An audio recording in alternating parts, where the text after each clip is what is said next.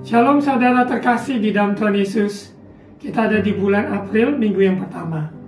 Kita yakin dan percaya Tuhan senantiasa melindungi dan senantiasa menuntun setiap kehidupan saudara dan saya.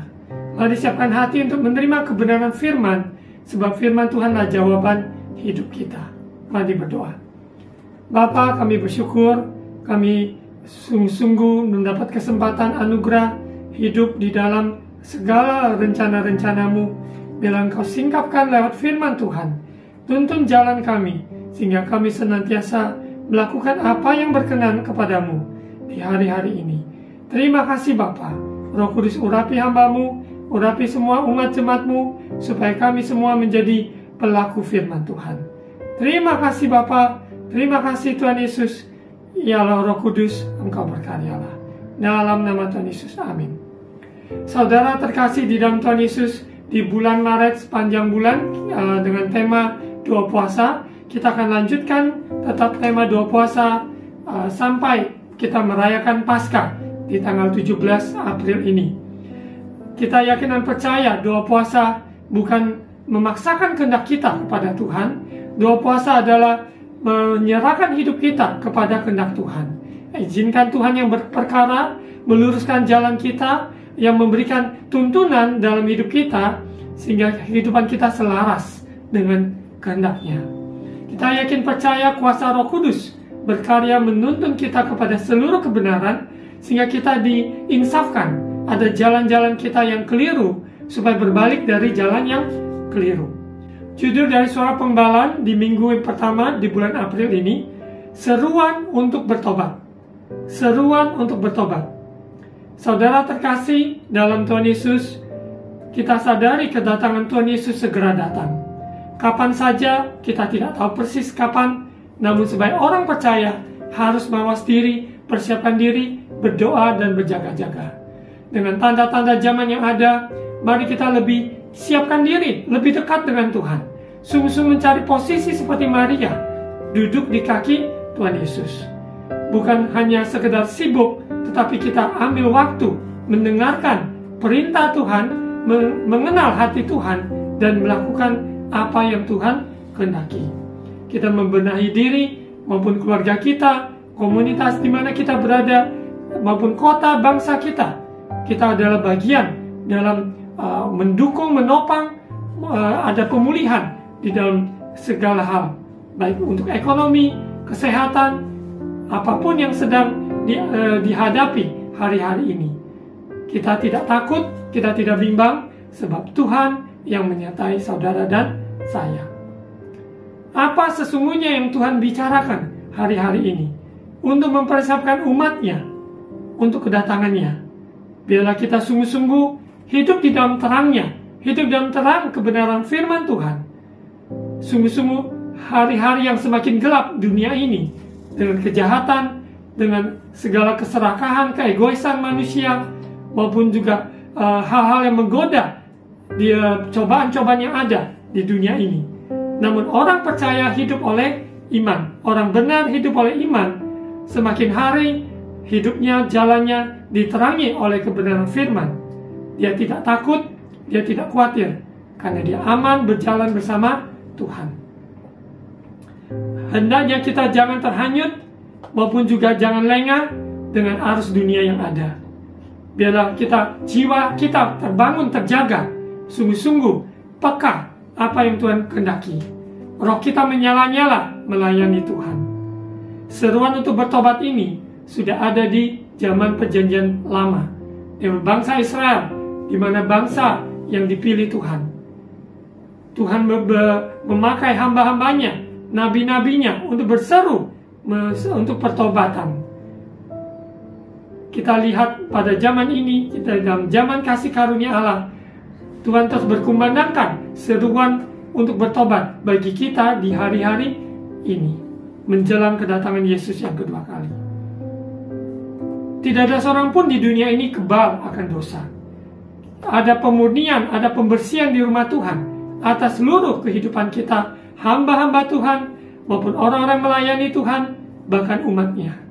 Kita akan diproses melewati bukan hanya baptisan air, yaitu baptisan pertobatan, baptisan lahir baru, kita juga dibaptis oleh Roh Kudus, sehingga Roh Kudus yang bekerja di dalam hidup kita menjadi saksi dan bersaksi dalam lawatan Roh Kudus, memampukan kita untuk melakukan kebenaran firman Tuhan. Dan baptisan api, di mana setiap orang percaya yang ingin menyenangkan hati Tuhan melewati baptisan api, baptisan yang memurnikan motivasi kita, kehidupan kita, sungguh-sungguh pengabdian kita hanya bagi Tuhan. Apapun profesi kita, keberadaan kita, pengabdian kita hanya untuk menyenangkan hati Tuhan. Kita akan lihat di dalam Perjanjian Lama, di kitab Yoel, di mana Yoel ada 3 pasal, di mana Yoel adalah seorang nabi yang Tuhan pakai untuk menyerukan pertobatan, menubuatkan tentang kedatangan Tuhan yang segera datang supaya umat Tuhan mempersiapkan diri, dan janji-janji Tuhan untuk pemulihan bagi umat Israel. Kita bukan sekedar secara lahiriah adalah bangsa Israel, namun kita adalah Israel rohani karena iman kita kepada Yesus Kristus Tuhan. Kita lihat di Yoel pasal 2. Kalau kita perhatikan di Yoel ini ada 3 bagian. Bagian pertama adalah kondisi keadaan bangsa Israel pada waktu itu, di mana hidup dalam kemauan sendiri, mengikuti kehendaknya sendiri, maupun berhala-berhala, maupun jalan yang ditempuh tidak selaras dengan perintah Tuhan, hukum Tuhan, dan mereka mengandalkan segala keberadaan yang ada. Bahkan mereka memuji ataupun beribadah hanya dari lahiriah, kelihatan ibadah, namun sesungguhnya mulut, hati tidak sama, jauh dari Tuhan. Dan ini adalah kondisi keadaan bangsa Israel pada waktu itu. Kita juga melihat bagaimana kondisi keberadaan kita yang sesungguhnya, di mana kita memuji Tuhan dari hati, dari mulut, bahkan dari kehidupan kita. Kehidupan kita diuji, apakah kita sungguh-sungguh adalah persembahan yang hidup? Apa kehidupan kita sungguh-sungguh membawa nama Yesus dipermuliakan? Tutur kata, pikiran, perbuatan, bahkan hasil karya kita. Orang sekeliling kita bisa merasakan, maupun orang-orang yang kita layani, di mana kita yakin percaya, kita lakukan seperti untuk Tuhan, maka Tuhan yang memperhitungkan semuanya itu. Di bagian awal adalah kondisi keberadaan bangsa Israel, di mana Tuhan juga izinkan ada belalang-belalang pelahap, belalang-belalang yang datang memberikan gambaran bahwa ada didikan Tuhan dalam hidup bangsa Israel. Dan apa yang terjadi ini, sebuah teguran yang keras, nasihat untuk supaya seruan untuk bertobat. Itu bagian yang kedua. Seruan dalam bertobat ini adalah sebuah rangkaian di mana kita menyerahkan diri lewat doa dan puasa, meratap, berkabung, bukan dari lahiriah, tapi dari kehidupan kita yang sungguh-sungguh mau berbalik dari jalan yang salah. Kita bertobat itu bukan berbicara tentang mungkin hal-hal perkara-perkara secara jasmani. Mungkin kita tidak lakukan seperti membunuh, mencuri, ataupun berzina, ataupun melakukan hal-hal yang sepertinya sudah kelihatan jahat. Tapi seringkali pertobatan kita harus dari sikap hati kita yang tidak terlihat oleh manusia, namun Tuhan melihat hati kita yang terdalam. Kesombongan yang ada, maupun juga hati yang tidak aman, kurang percaya, kita bertobat dari semua itu. Pikiran kita yang salah, kita ragu, kita takut, kita khawatir akan masa depan. Seharusnya kita mempercayai hidup kita di dalam tangan Tuhan. Di bagian ketiga, di mana kita akan lihat pemulihan janji-janji Tuhan bagi orang yang meresponi seruan untuk bertobat, maka pemulihan itu pasti. Kemenangan itu mutlak, karena Yesus telah menang bagi kita. Peperangan miliknya Tuhan, bagian kita adalah mengikuti jalan-jalannya Tuhan. Mari saudara terkasih, kita lihat di Yoel pasal 2. Seluruh pasal Yoel, nah, saya akan baca beberapa ayat di awal. Di bagian yang pertama tentang seruan untuk bertobat ini, kita lihat di ayat 1. Tiuplah sangkakala di Sion, dan berteriaklah di gunungku yang kudus. Biarlah gemetar seluruh penduduk negeri, sebab hari Tuhan datang. Sebab hari itu sudah dekat. Kedatangan Tuhan bagi orang yang mau bertobat, bagi orang yang mencintai Tuhan Yesus, yang sungguh-sungguh mau hidup menyenangkan hatinya, adalah hari yang kita nanti-nantikan. Namun bagi orang yang bersikeras tidak mau bertobat, tetap hidup di dalam jalannya, maka hari Tuhan adalah hari yang sangat mengerikan. Karena hari penghukuman, hari penghakiman yang akan segera datang. Namun bagi orang yang sungguh-sungguh mau melakukan firman Tuhan, itulah hari yang kita nanti-nantikan. Ayat 2. Suatu hari gelap gulita dan kelam kabut, suatu hari berawan dan kelam pekat, seperti fajar. Di atas gunung-gunung terbentang suatu bangsa yang banyak dan kuat, yang serupa itu tidak pernah ada sejak purbakala, dan tidak akan ada lagi sesudah itu turun-temurun pada masa yang akan datang. Kita lihat apa yang terjadi, penyerangan dari musuh terhadap bangsa Israel. Kita lompat di ayat 9. Mereka menyerbu ke dalam kota, mereka berlari ke atas tembok, mereka memanjat ke dalam rumah-rumah, mereka masuk melalui jendela-jendela seperti pencuri. Inilah belalang-belalang yang ada, ya, locust, ya, belalang-belalang yang datang mengurumuni, yang menyerang apa yang ada di Israel, memberikan gambaran bagaimana di mana seseorang yang sudah berjalan yang tidak sesuai dengan kehendak rencana Tuhan, maka apa yang terjadi supaya hati kita berbalik? Tuhan ingin kita mengalami pemulihan, Tuhan ingin kita alami terobosan, Tuhan ingin kita alami kelepasan. Namun ada hal-hal yang harus kita bereskan, yang kita pulihkan, sehingga hati kita dipulihkan utuh, diberikan hanya bagi Yesus. Di ayat 10, di depannya bumi gemetar, langit bergoncang, matahari dan bulan menjadi gelap, dan bintang-bintang menghilangkan cahayanya. Kondisi alam pun berubah dengan kondisi yang ada. Hari Tuhan yang segera datang, tanda-tanda juga perang sana perang sini, maupun krisis ekonomi, banyak hal yang terjadi, konflik yang ada di rumah tangga, di keluarga. Namun sebagai orang benar yang sudah dibenarkan oleh darah Yesus, kita dibenarkan oleh iman dalam Yesus Kristus. Hidupi iman kita, menghidupi sesuai kebenaran firman Tuhan yang kita percayai, sehingga mulut dan kehidupan kita ada kesatuan, tidak menyimpang. Apa yang kita katakan biarlah sesuai dengan firman, apa yang kita perbuat sesuai firman, apa yang kita pikirkan sesuai firman juga. Kita lihat di ayat 11. Dan Tuhan memperdengarkan suaranya di depan tentaranya, pasukannya sangat banyak, dan pelaksana firman-Nya kuat. Betapa hebat dan sangat dahsyat hari Tuhan. Siapakah yang dapat menahannya? Saudara yang terkasih dalam Tuhan Yesus, ketika kita mendengar tentang khotbah untuk mempersiapkan umat Tuhan menjelang kedatangan Yesus, ini bukan untuk menakutkan siapapun, tetapi pesan firman Tuhan untuk mempersiapkan umat Tuhan supaya berdoa, berjaga-jaga, merendahkan hati, mencari Tuhan, lebih dekat kepada Yesus dalam firman-Nya, dan lebih lagi memberikan hidup kita sepenuhnya ikuti jalan Tuhan. Tidak ada celah, tidak ada pijakan buat iblis bekerja dalam hal apapun juga. Dalam apa yang kita kerjakan, apa yang kita ucapkan, apa yang kita pikirkan, biarlah semuanya Roh Kudus yang memimpin, yang Roh Kudus yang menginsafkan, Roh Kudus yang menuntun, sehingga kita mempersiapkan diri untuk menyambut kedatangan Yesus Tuhan kita. Hari Tuhan yang sangat dahsyat, siapa yang dapat menahannya?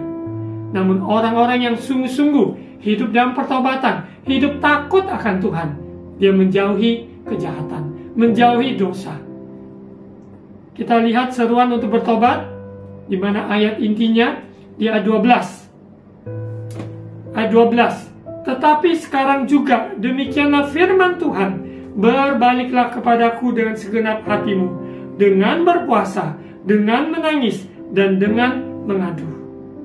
Sekali lagi kita baca ayat 12. Tetapi sekarang juga, demikianlah firman Tuhan, berbaliklah kepadaku dengan segenap hatimu, dengan berpuasa, dengan menangis, dan dengan mengadu.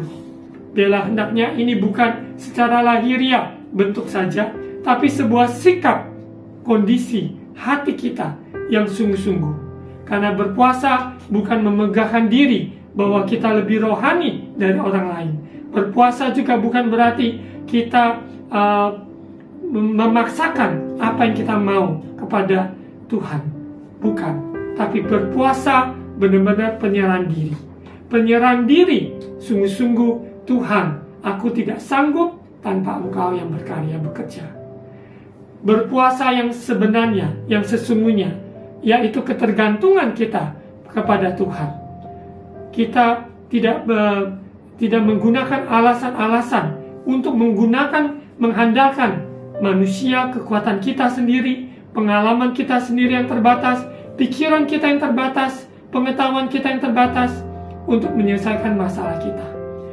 Untuk itu saudara terkasih, berpuasa adalah penyerahan diri kepada Tuhan untuk izinkan Tuhan yang berkarya bekerja sepenuhnya mewakili maupun menggantikan kita. Karena kita yakin percaya Dia yang memegang tangan kita, Dia ada di pihak kita. Siapa lawan kita? Sakit penyakit tidak bisa memisahkan kita dari kasih Tuhan. Semua keberadaan yang ada, ekonomi maupun politik, tidak bisa memisahkan kita dari kasih Allah. Sebab kasih Allah sempurna dan menyata dalam hidup kita. Kita lihat di ayat 13. Di ayat intinya di ayat 12-13 ini. Ayat 13. Koyakkanlah hatimu dan jangan pakaianmu. Berbaliklah kepada Tuhan Allahmu, sebab Ia pengasih dan penyayang, panjang sabar dan berlimpah kasih setia. Dan Ia menyesal karena hukumannya. Sekiranya kita mengenal Allah kita, Bapa kita, Dia adalah Bapa pengasih, penyayang, panjang sabar, berlimpah kasih setia. Tentunya kebaikan Tuhan membawa kita kepada pertobatan. Mari kita baca Roma pasal 2 ayat 4. Maukah engkau menganggap sepi kekayaan, kemurahannya, kesabarannya, dan kelapangan hatinya? Tidakkah engkau tahu bahwa maksud kemurahan Allah ialah menuntun engkau kepada pertobatan? Tuhan itu baik, sangat baik, amat baik. Kebaikan Tuhan membuat kita itu tidak mau melakukan yang tidak berkenan. Bahkan pikiran pun kita tidak mau yang berserong daripada firman Tuhan. Karena kebaikan Tuhan Allah itu baik. Tuhan Yesus baik. Kehidupan kita tidak tahan kecuali bertobat, kecuali kita sungguh-sungguh menyerahkan seluruh hidup kita, hidup di dalam kebaikannya yang sudah kita nikmati, yang sudah kita terima sebelum apapun yang ada. Biarlah pesan ini membawa kita lebih dekat mengenal Allah kita, Bapa kita yang penuh kasih sayang dan penuh rahmat. Biarlah kita sungguh-sungguh bergantung kepada Dia. Pertobatan kita sejati. Seruan untuk bertobat lewat berkabung, doa, puasa. Maka kehidupan kita sungguh-sungguh kita menyerahkan. Biarlah Tuhan yang mengambil alih. Di sini dikatakan, koyakkanlah hatimu, jangan pakaianmu. Bukan lahiriah ini menjadi yang kita tonjolkan, tapi hati ini, hati yang hancur ini yang berkenan kepada Tuhan. Bukan hanya dari lahiriah yang dilihat oleh manusia, tapi Tuhan melihat kedalaman hati kita yang sungguh-sungguh berbalik kepada jalannya Tuhan. Karena bertobat adalah metanoia, perubahan pikiran, sikap hati yang sungguh sudah berbalik dari jalan yang salah, yang tidak sesuai dengan jalan Tuhan. Karena dosa adalah kita meleset dari apa yang Tuhan kehendaki. Dalam perjalanan kita tidak mencapai target, mencapai tujuan, sasaran yang Tuhan kehendaki. Itu adalah dosa. Untuk itu kita kembali, yaitu bertobat, metanoia, dari pembaharuan pikiran kita, perilaku kita, seluruh keberadaan kita. Bukan karena manusia melihat, namun karena Tuhan melihat. Kita takut akan Tuhan, kita menjaga kehidupan kudus, maupun di dalam kesalehan kita, luar ataupun dalam, di rumah, di luar rumah, dimanapun kita berada, keberadaan kita sungguh-sungguh memuliakan nama Tuhan Yesus. Kita lihat di ayat 14, siapa tahu mungkin ia mau berbalik dan menyesal, dan ditinggalkannya berkat menjadi korban sajian dan korban curahan bagi Tuhan Allahmu. Ayat 15, tiuplah sangkakala di Sion, adakanlah puasa yang kudus, maklumkanlah perkumpulan raya. Dan bersyukur gerakan doa puasa berseru-seru kita adakan dalam setahun sekali untuk mengajak tubuh Kristus untuk berdoa puasa 40 hari menyambut Paskah. Biarlah hari merendahkan diri di hadapan Tuhan. Ada gereja ataupun kumpulan yang mengadakan 21 hari, yang doakan 1 minggu, 3 hari dan sebagainya, dengan beraneka ragam variasi yang ada. Yang harus kita tekankan adalah biarlah kita meresponi dengan merendahkan hati, karena yang Tuhan kehendaki adalah hati yang diubahkan. Ayat 16, kumpulkanlah bangsa ini, kuduskanlah jemaah, himpunkanlah orang-orang yang tua, kumpulkanlah anak-anak, bahkan anak-anak yang menyusu. Baiklah pengantin laki-laki keluar dari kamarnya dan pengantin perempuan dari kamar tidurnya. Ayat 17, baiklah para imam, pelayan-pelayan Tuhan menangis di antara balai, depan, dan mezbah, dan berkata, sayangilah ya Tuhan umat-Mu, dan janganlah biarkan milik-Mu sendiri menjadi celah. Sehingga bangsa-bangsa menyindir kepada mereka, mengapa orang berkata di antara bangsa, di mana Allah mereka? Biarlah kita sungguh-sungguh dan kerinduan mencari Tuhan. Kita tidak bosan-bosannya untuk sungguh-sungguh hidup di dalam pertobatan yang sejati, dibaharui, dikuduskan, dibenarkan, dan setiap hari adalah kita hidup di dalam kebenaran firman Tuhan. Kita berani untuk berubah, berani meresponi lewat doa dan puasa. Kita sadari bahwa hidup kita ada di dalam kasih kemurahannya. Kita lihat bagaimana orang-orang yang meresponi seruan untuk bertobat, maka yang dia alami juga adalah janji Tuhan. Yang dia alami juga adalah terobosan, pemulihan yang Tuhan kehendaki. Bukankah itu yang kita rindukan, saudara terkasih? Kita rindukan kehidupan pribadi kita, keluarga kita, alami terobosan, alami kelepasan, alami pemulihan, alami kesembuhan. Kita yakin percaya roh Tuhan ada di antara kita, bekerja di dalam kita, dan lewat kehidupan kita. Kita lihat di ayat 18. Tuhan menjadi cemburu karena tanahnya, dan ia belas kasihan kepada umatnya. Ayat 19. Tuhan menjawab, katanya kepada umatnya, sesungguhnya aku akan mengirim kepadamu gandum, anggur, dan minyak, dan kamu akan kenyang memakannya. Aku tidak akan menyerahkan kamu lagi menjadi celah di antara bangsa-bangsa. Hari-hari ini harga-harga yang naik, ya kebutuhan maupun juga minyak yang langka, maka kita sadari Tuhanlah sumber dari kehidupan kita, di mana kita gandum, anggur, minyak ini memberikan gambaran kepada kita seluruh keperluan kita, kebutuhan kita. Bapa sanggup pelihara. Dia yang menyediakan makanan hidangan bagi kita di hadapan lawan kita. Musuh-musuh mau menjatuhkan kita, mau melemahkan, mau mencelakakan kita. Namun Yesus datang mengulurkan tangan, menyelamatkan kita, mengangkat kita, dan memulihkan kita. Ayat 20, yang datang dari utara itu akan kujauhkan daripadamu, dan akan kuusir ke suatu negeri kering dan tandus, barisan mukanya ke laut timur, dan barisan belakangnya ke laut barat. Maka bau busuknya, bau anyirnya akan naik, sebab ia telah melakukan perkara yang besar. Ayat 21, jangan takut, hai tanah, bersorak-soraklah, dan bersukacitalah, sebab juga Tuhan telah melakukan perkara yang besar. Ya, saudara yakin dan percaya, Tuhan kita sanggup melakukan segala perkara. Tidak ada mustahil bagi Dia. Dia sanggup membuka jalan. Pergumulan apa yang saudara alami hari-hari ini yang sepertinya tidak ada jalan, Tuhan sanggup membuka jalan.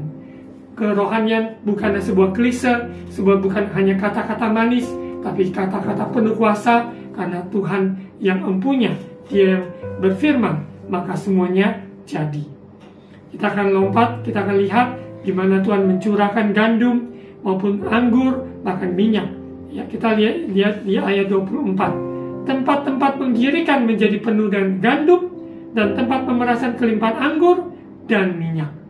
Luar biasa. Hidup di tengah-tengah kondisi yang ada, tetap kelimpahan Tuhan itu nyata bagi orang-orang percaya. Kita menjadi berkat buat sekeliling kita juga. Mungkin tidak bisa banyak sekali, tapi apa yang bisa kita lakukan, kita bisa lakukanlah. Seperti sering saya sampaikan, kita mungkin tidak bisa menolong 100 orang, tapi kita bisa menolong 10 orang. Mungkin 10 orang tidak bisa kita tolong, mungkin ada 1-2 orang yang bisa kita tolong. Dengan apa yang bisa kita lakukan secara jasmani maupun secara rohani, yaitu lewat doa, nasihat firman, dan kekuatan yang kita berikan lewat firman Tuhan. Kita lihat di ayat 25 ini, pemulihan ini sangat luar biasa. Apa yang terhilang di hari-hari yang lalu, percayalah, hari pembebasan, hari kelepasan, Tuhan yang memulihkan semua yang terhilang, semua yang sudah termakan habis. Tuhan akan menggantikan berlipat-lipat. Kita lihat ayat 25. Aku akan memulihkan keadaan kepadamu tahun-tahun yang hasilnya dimakan habis oleh belalang pindahan, belalang pelompat, belalang pelahap, belalang pengerik, tentaraku yang besar yang kukirim ke antara kamu. Maka kamu akan makan banyak-banyak dan menjadi kenyang. Dan kamu akan memuji-muji nama Tuhan Allahmu yang telah memperlakukan kamu dengan ajaib. Dan umatku tidak akan menjadi malu lagi untuk selama-lamanya. Bukankah ini yang kita rindukan? Tahun-tahun yang hasilnya dimakan habis, yang mungkin ada kecurian, mungkin ada di masa lalu kita ditipu, mungkin ada hal-hal waktu-waktu yang sudah terhilang.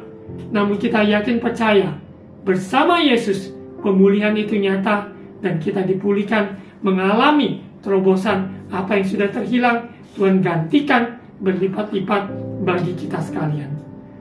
Kita tidak akan menjadi malu lagi untuk selama-lamanya, karena Tuhan yang membela kita. Tuhan ada di pihak kita. Kita bersyukur. Ayat 27, kamu akan mengetahui bahwa aku ini ada di antara orang Israel, bahwa aku ini Tuhan adalah Allahmu dan tidak ada yang lain. Dan umatku tidak akan menjadi malu lagi untuk selama-lamanya. Haleluya. Saudara bisa lanjut membaca di ayat 28 sampai selesai, di mana roh Tuhan dicurahkan, di mana Yoel sudah bernubuat, dan itu terjadi di masa-masa Pentakosta, di mana pencurahan Roh Kudus yang luar biasa, mana umat Tuhan, jemaat Tuhan, murid-murid Yesus menantikan di loteng atas, di mana pencurahan Roh Kudus di hari Pentakosta terus mengalir bekerja pada zaman ini, di mana kita sebagai orang-orang ini dipilih Tuhan, dipenuhi Roh Kudus, diurapi Roh Kudus. Kita menjadi saksinya Tuhan dari Yerusalem, Yudea, sampai Samaria, sampai ke ujung dunia. Untuk itu, sungguh-sungguh persiapkan diri, yaitu seruan untuk bertobat lewat doa, puasa, merendahkan hati. Kita yakin percaya, kita alami terobosan dan pemulihan yang Tuhan janjikan. Bahkan anak, cucu, keluarga kita, yang laki, yang perempuan, yang tua, yang muda, alami lawatan, penglihatan yang Tuhan curahkan, visi yang Tuhan berikan, mimpi-mimpi untuk membekali kehidupan kita, membekali sesama kita di akhir zaman ini. Mari kita baca ayat penutup 2 Tawarik 7 ayat 14-15 sebagai ayat penutup dengan suara pembalan seruan untuk bertobat. Ayat 14-15. Dan umatku yang atasnya namaku disebut merendahkan diri, berdoa dan mencari wajahku, lalu berbalik dari jalan-jalan yang jahat, maka aku akan mendengar dari sorga dan mengampuni dosa mereka serta memulihkan negeri mereka. Sekarang mataku terbuka dan telingaku menaruh perhatian kepada doa dari tempat ini. Percaya saudara terkasih, orang yang merendahkan diri di hadapan Tuhan, berbalik dari jalannya yang keliru, yang jahat, maka Tuhan yang mendengarkan dan Tuhan yang memulihkan kita, keluarga kita, bahkan komunitas, kota di mana kita berada, bahkan bangsa kita dan bangsa-bangsa di dunia ini. Mari kita doa firman Tuhan. Setelah itu kita akan siapkan diri untuk menerima perjamuan kudus, siapkan elemen yang ada. Mari kita berdoa dulu untuk firman Tuhan. Terima kasih Bapa, di dalam nama Tuhan Yesus Engkau meteraikan firman Tuhan, sehingga yakin dan percaya orang-orang yang merendahkan hati di hadapan Tuhan lewat doa dan puasa sungguh-sungguh alami terobosan, pemulihan apa yang sudah terhilang di masa lalu. Tuhan memulihkan kembali semuanya di dalam nama Tuhan Yesus. Terima kasih Bapa, Engkau Bapa yang baik, sungguh baik dan penyayang, dan kebaikan-Mu Tuhan menuntun kami kepada pertobatan. Mantraikan firman-Mu ini Tuhan, di dalam nama Tuhan Yesus kami akan siapkan diri menerima perjamuan kudus. Tuhan memberkati kami. Haleluya. Amin. Kita uji diri kita, izinkan Tuhan berbicara pada kita, apa kita sungguh-sungguh percaya bahwa tubuh dan darah Yesus, pengorbanan yang sempurna, karya Yesus terbesar yang telah mati di kayu salib bagi kita untuk mengampuni dosa kita, memulihkan kita, membersihkan kita. Silakan saudara terkasih untuk mempersiapkan diri untuk mengambil elemen roti dan anggur. Dan setelah itu nanti saya akan memimpin dalam doa.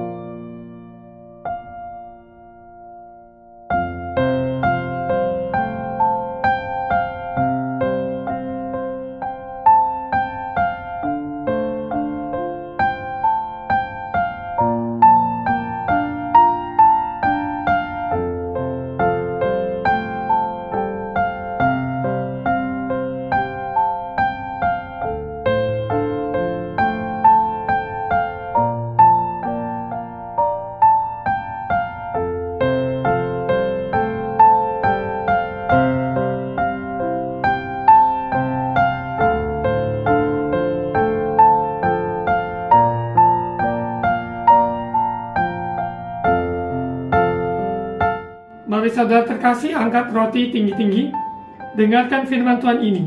Sebab apa yang telah kuteruskan kepadamu, telah kuterima dari Tuhan, yaitu bahwa Tuhan Yesus pada malam waktu ia diserahkan mengambil roti, dan sesudah itu ia mengucap syukur atasnya, ia memecah-mecahkannya dan berkata, mari ikuti, inilah tubuhku yang diserahkan bagi kamu. Perbuatlah ini menjadi peringatan akan aku. Saudara percaya ini adalah tubuh Yesus yang dipecah-pecahkan bagi kita semua? Yang percaya katakan amin. Mari kita makan bersama-sama. Inilah tubuh Yesus yang dipecah-pecahkan bagi kita semua. Di dalam nama Tuhan Yesus.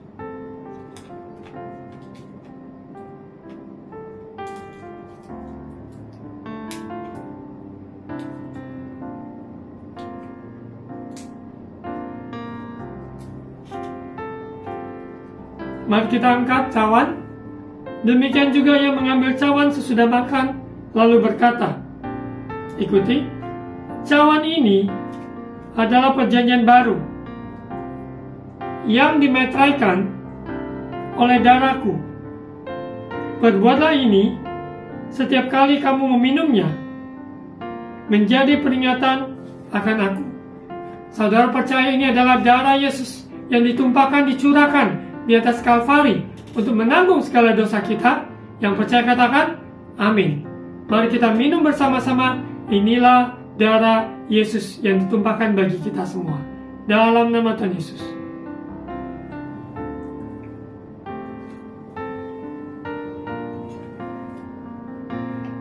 Mari kita naikkan syukur.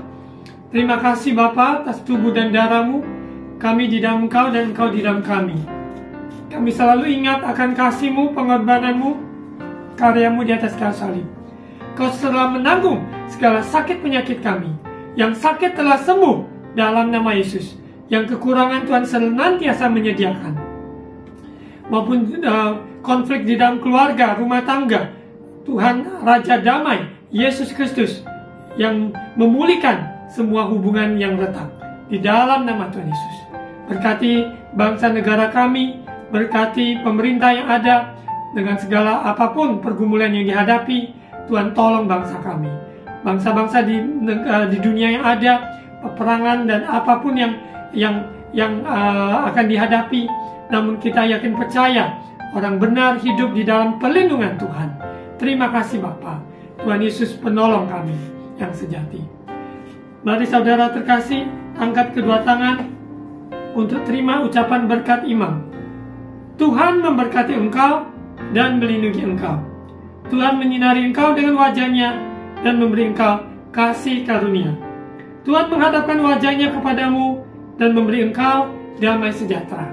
Terimalah berkat kasih karunia dari Allah Bapa, cinta kasih dari Tuhan Yesus, persekutuan dan Allah Roh Kudus menyertai kita semua hari ini sampai Maranatha Yesus datang kembali. Di dalam nama Tuhan Yesus. Amin.